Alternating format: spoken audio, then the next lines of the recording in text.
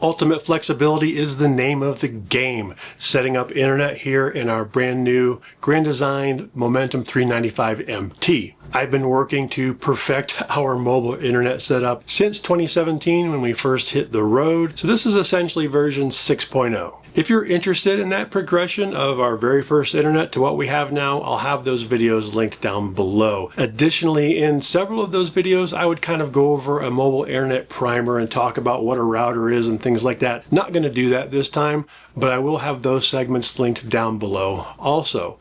Side note on that, if you want to know what a router is and what WAN means and LAN means and all that cool stuff, I highly recommend the Mobile Internet Resource Center. They not only have guides on everything you can imagine mobile internet, they also have a full-blown course that'll take you from the very basic and train you up on what all that stuff means. Highly recommend them, so you should go check them out. I'll have that link down below also. But I'm going to skip all that this time around for time so we can jump right in. First, I'm going to talk about the hardware and the actual physical devices and things that we have in our setup. Then I'm going to get into the installation, which is the scary part. That's when you start drilling holes in roofs. Brand new RVs and hole saws and roofs is always a good time. Then I'm going to get into some of the configuration specifics, and in all of this I'm going to also talk about some of the things that I've done both physically and via data plans to make this a very flexible internet system no matter where we go. Also at the end, I'm going to talk about a little bit more basic systems because a lot of you aren't going to need something crazy like this. Now, if you're a remote worker and you've got to remain VPN'd into work or on Zoom calls or something and have them not drop, this is probably a perfect setup for you. But if you need something basic, we're going to cover that at the end also. But let's jump into the hardware. 90% of this hardware I moved over from our Grand Design Momentum 410TH, which was our last RV. And the core of that setup is the Peplink MAX BR2 Pro. I love this MAX BR2 Pro. It has built-in dual 5G cellular modems, so I can have two cellular 5G connections going at once. It also has 4 LAN ports and 2 WAN ports. I can use those WAN ports to uplink to something else physical like Starlink. And of course I got an extra WAN port if I ever want to expand and add something else. So I've got a lot of flexibility in there also. It also, of course, has Wi-Fi. I can connect to campground Wi-Fi, and when I get into the meat of it, you're going to see I can bind all those together, which is really cool. So with this router as it stands right now, I have 3 simultaneous internet connections. I've got 2 cellular and Starlink. And this router also supports something called Speed Fusion. Now that's really important because those 3 connections by themselves are just kind of individual things, and I can't really take advantage of them together. Speed Fusion lets me do that. I'll get into it more when we get to that part, but Speed Fusion basically lets me bind all those into a single connection that has ultimate redundancy and resiliency. If one dies, my whole connection doesn't die, and that's why it's really good for somebody who works remotely. This router is connected directly to a Parsec Great Pyrenees 11-in-1 antenna. Now that's a mouthful, but the important part is the 11-in-1. It has 11 antennas built into a nice little round package that sits on the roof. Those 11 connections are 8 cellular, 4 for one modem, 4 for another. 5G cellular does require 4 antennas to actually work. I also have 2 Wi-Fi antennas in that antenna on the roof and 1 GPS. And the reason I want the Wi-Fi antennas on the roof is every now and then we come across a campground or RV park that has Wi-Fi, and I can connect to that Wi-Fi and bundle that in with my 3 other connections for 4 connections, because why not? Now with my Wi-Fi connections from my main router sitting on the roof and kind of isolated from the RV by a built-in ground plane and that antenna, to serve Wi-Fi inside, I've got 2 access points, and those are both the Peplink APAX1 lights. I think I said that right. And I've got 1 here in the cabinet and 1 up front, but we'll get to that later. And of course, as I mentioned, as you might have guessed, we also have Starlink. Now, I moved that over from our last RV because it's an expensive one. It's the Generation 2 or Gen 2 high performance antenna. It's the largest antenna Starlink makes, and because of that size and the number of antenna elements inside of it, it has a much wider field of view and has a better chance of picking up satellites when you've got partial obstructions from like partial trees or this and that, or a building over here or whatever. It has a little bit more connectivity, availability, or potential. Also up here in our tech cabinet, not directly related to the internet gear, but I want to mention because you're going to see them up there, and I'll just get ahead of the questions. We also have an 8-port Netgear switch up there. Now I mentioned the router has 4 LAN ports built in, I could use that, but I've got more than 4 connections. Also, my access points require PoE or power over Ethernet, so I'm connected to that as our primary hub for data connectivity inside the RV. Also up in there, part of that data connectivity is our Synology Network Attached Storage, or NAS. You're going to hear that term sometimes, and that's just an array of 5 disks. That gives me 30 terabytes of storage. That's the primary area where we have our working copies of all of the video files, like this one. And the last thing I have up in there is an uninterruptible power supply, or UPS. And that's there just to make sure I've got really clean power to these devices and also handle any power interruptions.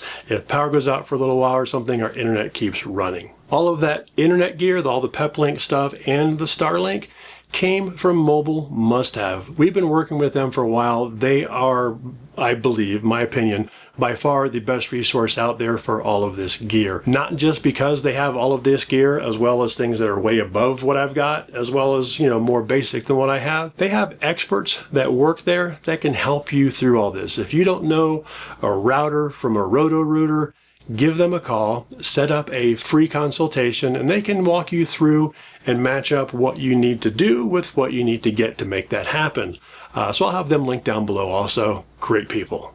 Real quick, before we get into the physical installation and cut holes in roofs and talk about how I made this installation very flexible, I want to talk real quick about a part of my routine that doesn't have to flex at all. I drink AG1 every morning. It's the very first thing I do, even before coffee. I mean, coffee is number 2, but the very first thing is AG1. It's just one of those morning routines now that's non-negotiable. AG1 Next Gen is a daily health drink clinically shown to support gut health and fill in common nutrient gaps. It has 75 plus vitamins, minerals, and nutrients, including 5 clinically studied probiotic strains, all in one scoop. And look, once you're over 55 like me, you start paying a lot more attention to what you put into your body every day, or at least you should. And I'd rather have just one simple thing that I trust versus a cabinet full of supplements. It's just 1 scoop and 8 to 12 ounces of water.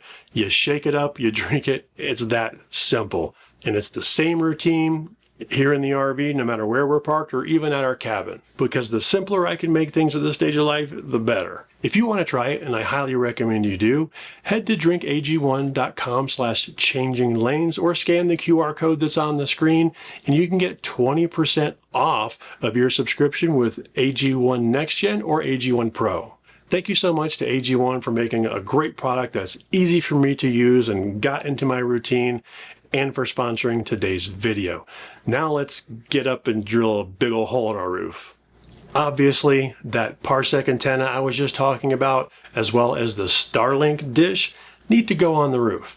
And I've found one of the best ways to accomplish connecting multiple things on the roof is with a junction box. I did this on the last 2 RVs. It's no different on this one. I did go a little bit lower profile this time. I've got a 12 by 12 by 4 junction box.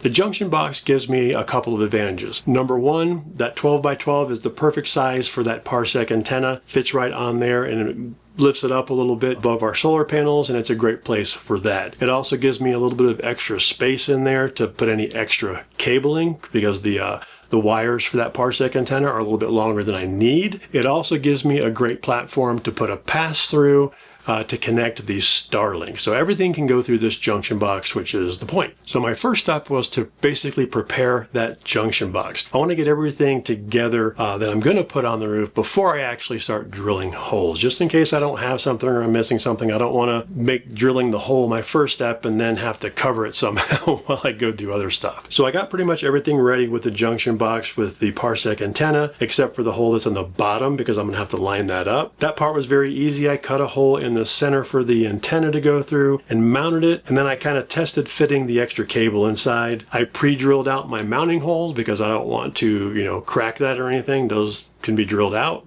And I also went ahead and adhered the gasket to the bottom of that antenna. Why this gasket and why not lap sealant like you've probably seen in my previous videos?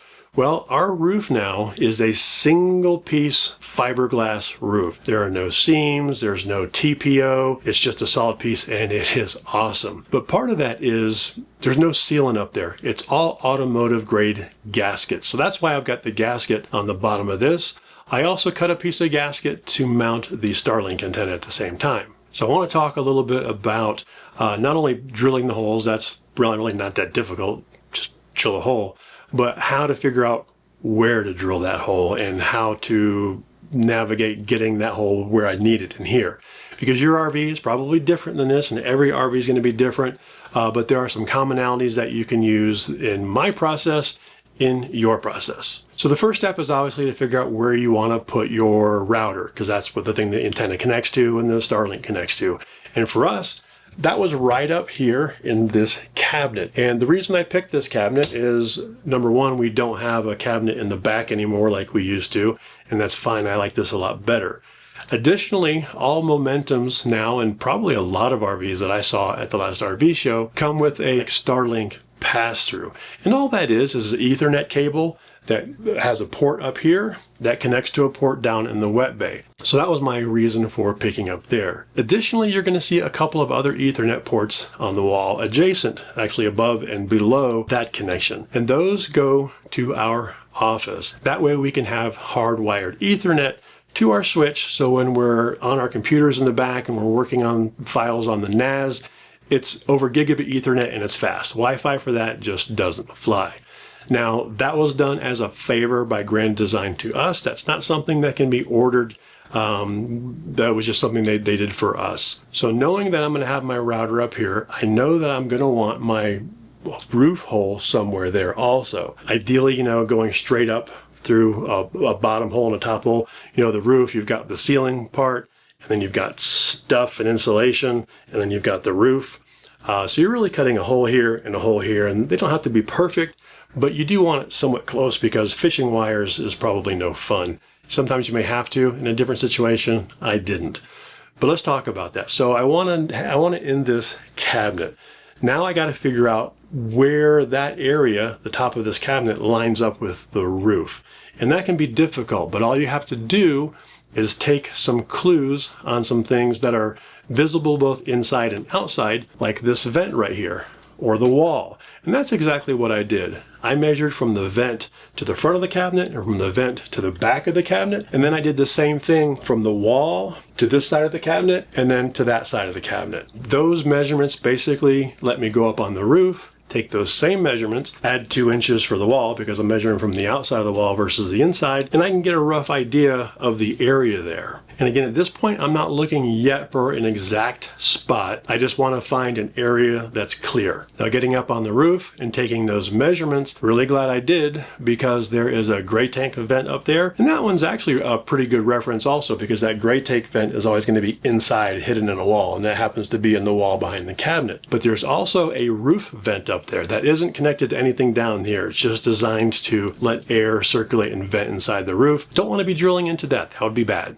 The other thing that I took measurements on and used the wall as a reference is the duct. This RV has a duct system that goes through the entire roof. Don't want to be drilling into that either, so narrowing down the area that I can actually use because I want to stay between the ducts. There's actually 2 in here. The duct runs right through here, so I got to avoid that. So I think I'm good from about here all the way over. So right about here should be the right side of that cabinet. So the order of drilling. The first thing I did was take a normal, like 1/4 inch drill bit and drill a little pilot hole where I think I want my hole saw to go. The reason I do that is I kind of want to poke a little hole in there and kind of see what's behind there because I want to kind of avoid the framing if I can. And then the next step, after I drilled that pilot hole and there wasn't much behind it or anything solid that I could feel, I used a hole saw. And again, you don't want to go jamming it all the way up there. You just want to cut through that bottom portion. So now that I've got my hole saw hole, which I think I used an 1.25 inches,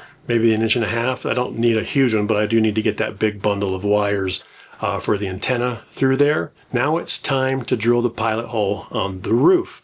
And you don't go up on the roof and just hope you get it right or take lots of measurements because I just don't trust that. So I drill my pilot hole from the bottom up. And in this case, because I knew there was framing right there, I angled it this way a little bit to get that particular hole away from the top framing and drilled my pilot hole from the bottom up. Then it was time to go see where my hole was. I hope we came out in the right spot, or at least close. Ooh. That's not quite where I wanted it. I was thinking it would be over in here somewhere, but it's right up against this. I think we're still going to be okay here because I can get the edge of the antenna box right to here. I just got to make my hole on the edge over here. I wanted the down port coming out of the box to be near the edge anyway. I want to be able to loop it around, loop the excess around inside there, and then send it down through a hole. So near the edge is fine. Yeah, that'll work. That will work. Yeah, that will line up nicely right there. Full gasket through here. Get them right on the hole. Nice.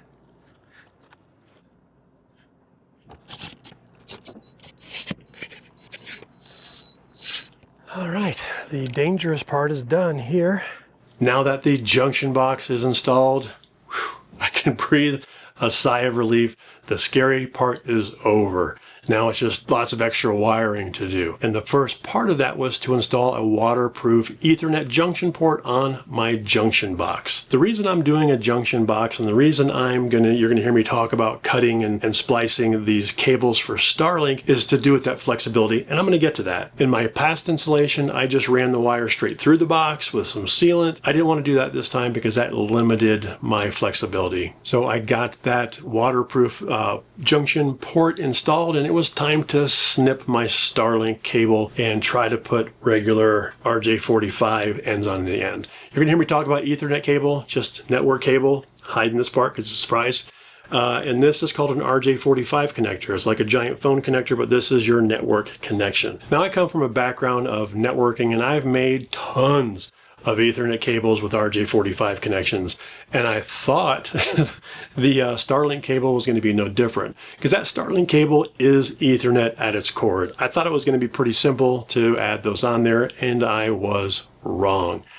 It didn't take long before I tried to put my first connector on that I realized that the wires inside the twisted pairs, those wires are actually a much larger gauge and thicker than your average Cat 6 or Cat 6E Ethernet cable. Normally when you're lining up those 8 wires, they line up flat like this. So you've got 8 wires straight across, you put them in, you crimp it down, it cuts them, easy peasy. Well, when I first went to put these in, it was like a square peg in a round hole.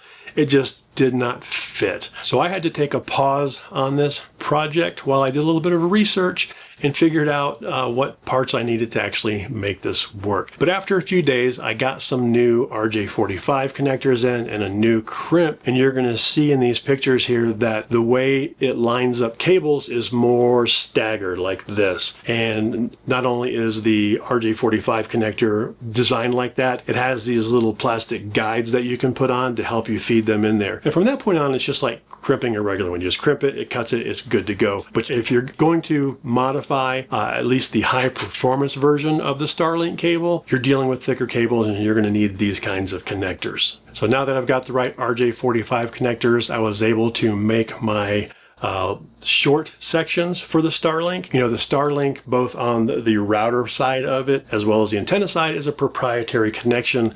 So that's why I can't just use regular Ethernet cables up there. I got to modify the existing cables. So you can see I've got both the router cable and the dish cable, and there's this random third blue cable that I made, and that's going to play into our flexibility here in just a minute. So with those cables connected, what I essentially have is I've got my Starlink dish with this proprietary connection connected to a connector that looks like this. This is the male side of that waterproof junction on my junction box up there. Behind there is that blue Ethernet cable.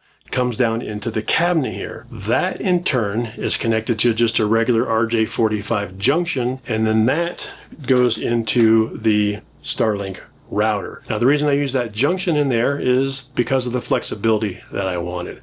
And that is accomplished with these two things.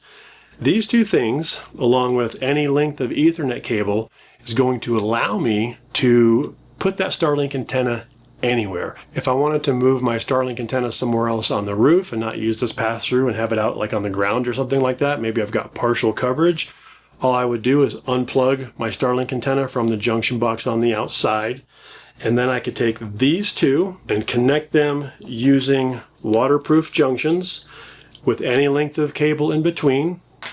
And what I basically end up with is an extension cable for my Starlink antenna. And my Starlink can plug into here instead of into the box. And then I plug this end into the box. And again, in between here is just any length of Ethernet cable that I need. Now, let's just say the roof is covered and the only place I can put my Starlink that has visibility of the sky is maybe 50 feet away out on the picnic table. Well, then what I would do is I would take the junction that I have up here from the router going to the roof, is I would take that, plug it into my pass-through, and into my pass-through down here, I would plug in, again, any length of the Ethernet cable that I need to get the antenna wherever I need it. I would use one of these waterproof junctions and plug my Starlink into here. So these are basically just a configurable extension / conversion to accommodate those proprietary connections that are in the Starlink, but it allows me to connect it anywhere, out on the ground, up on the roof, wherever, without having to go through any real trouble. So that's the physical part of this flexible internet plan, is being able to put the Starlink antenna wherever I want it. Now let's jump into the data plans and how we can move those around and how those work. Now, as I mentioned, Starlink is our primary deal. So the plan we have on that is the Roam Unlimited. Now, in an RV, you need one of the Roam plans. They've got three, I think 100 gigabyte and a 300 gigabyte. We use way more than that. So obviously the Unlimited is the one for us. I think that's around 175 bucks a month. Of course, Starlink works anywhere you have a clear view of the sky, and the location on the roof works fine, again, 90% of the time. So with that, you might be thinking, why the heck do you need cellular at all? And that's a fair question. And there are a few reasons. Number one is the obvious one, that if we're ever in a campground where we've got total tree coverage, that does happen. There's nowhere you can put that Starlink antenna. You're gonna need cellular. The second reason is redundancy and resiliency. I mentioned, that speed fusion can take multiple connections, bind them together into a much more resilient connection, to where if one falters for a little bit or goes completely offline, the whole thing keeps running. You don't even notice that one of your internet connections went down because you've got multiple bound together. So if we're in a situation where we need that extra redundancy and resiliency, like maybe we're going to do a live stream. We don't want to be doing a live stream with you guys and have the whole thing shut off. I don't even know how to recover from that, if we can reconnect, whatever. Or maybe we've got a really important Zoom call or something along those lines. It's nice to have that solid speed fusion connection behind it. The third reason that I might want to have one or two cellular, or maybe even more, bundled with our Starlink is for our upload speed. Now, Starlink by itself has pretty decent upload speeds for the average consumer. You're going to get 10 to 20 megabits up, sometime a little bit more, but usually right around 10 to 20 megabits tops. Now that's fine for the average person. Most people aren't uploading lots of stuff, but our biggest use of upload bandwidth is our Dropbox. I mentioned this NAS up here with 30 terabytes of storage. It's got about 20 terabytes of data on it. Everything we film, including the video you're watching right now, after it gets copied to our NAS, gets uploaded to Dropbox. And sometimes we can, use the Starlink connection of 10 or 20 megabits and let it go over time. But if it gets behind, or we need to upload large files quickly for a partner or something like that, I want to be able to throw in a couple of cellular connections and bind all of those together through Speed Fusion to get more upload speed than I can get from one connection alone. Now you might say, how much can you possibly upload? Well, here's a look at our charts, our graphs inside of the Peplink router. And I can see that our upload over just the last few months since we've been on the road is over 10 terabytes. That's a lot. What about those cellular plans? What plans do we have now? Because those have changed a lot over time. So what we have now, out of all the things we tried, we've narrowed it down to 2, which is convenient because we have 2 modems on this thing. Number one, our new go-to connection that we have all the time, we don't have to turn it on and off, is from the Calyx Institute. But this is a truly unlimited T-Mobile plan that is $500 a year. That's pretty stinking good. That's $41 a month. And because we pay yearly on that and it's active all the time, we don't worry about that one. That one's always there and it's active. And sometimes we're in places it works, sometimes we're in places it doesn't. Again, this is why we need that kind of flexibility. We can't just be without internet unless we're truly taking a vacation. The second plan that we have is from Mobile Must Have, and it is their R Unlimited or Run Limited or Red Unlimited, something like that. And that is $149 a month and runs on Verizon. Now you might have heard me talk about Mobile Must Have's Roamlink plans in the past, and those are great. We used those for a while. But I don't need the dual plan, and I don't necessarily need the multi-carrier thing. Now, we used those Roamlink plans for a while. The trouble we ran into is our data usage is so outrageous. We would flag up on some radar, and they would want to move us or get us on a different plan. And even though it's an unlimited plan, the crazy amount of data that we use would sometimes flag us for over usage or excessive usage. So they recommended one of these plans. These are tied to a carrier. The red plan is tied to Verizon. So we've got T-Mobile through Calyx, Verizon through Mobile Must Have. Now the R Unlimited plan from Mobile Must Have is one that we don't keep active all the time. We can turn that on and off month by month. There's no commitment, no contracts or anything like that. That is awesome. So we have the SIM and we only fire it up and activate the plan if we need it. Now, like I mentioned, this is a pretty beefy, semi-complex system. It's less complex than what we used to have actually, but a lot of you aren't going to need that. A lot of you might just want a much more basic setup, but still have some ability to use both Starlink and cellular. Now for something like that, my top recommendation is the Peplink MAX BR2. It's a lot like ours, but that instead of 2 WAN ports, you've got 1, and instead of 2 cellular embedded modems, you've got 1. But that would give you the flexibility to do a lot of what we're doing with a much lower price tag. Also, the Starlink that we have on the roof is the high performance one. Like I mentioned, that's expensive. The newer generation of standard dishes could be mounted flat. You might have to get some mounting hardware to kind of get that mounted, but that is a much more reasonable option also. And now if your needs are even simpler and all you're going to do is just stream TV every now and then, and you don't care if sometimes you're under trees and it doesn't work, Starlink by itself is the best option. I mean, when we first started traveling, it was a chore. It was really tough finding the right hardware and data plans, and satellite, like Hughes satellite, was just unusable. Nowadays with Starlink, it's amazing. And like I mentioned, this RV, as well as I think most of the RVs that Grand Design makes now, as well as a lot of other manufacturers, are putting in Starlink pass-through ports where you can put the standard Starlink router up there. This one even came with a mount for the standard router. Plug it into the wall here, plug your antenna in and set it up outside whenever you set up camp. Super great way to go. Stream TV all day with that thing. Now I know I went through a lot of stuff there, so if you have any questions about any of this, put those down in the comments down below. I do try to answer all of those. Please subscribe if you haven't already. That really helps us. Please click that thumbs up or maybe share the video. Those things really help us out a lot. Thank you so much for watching, and we'll see you next time.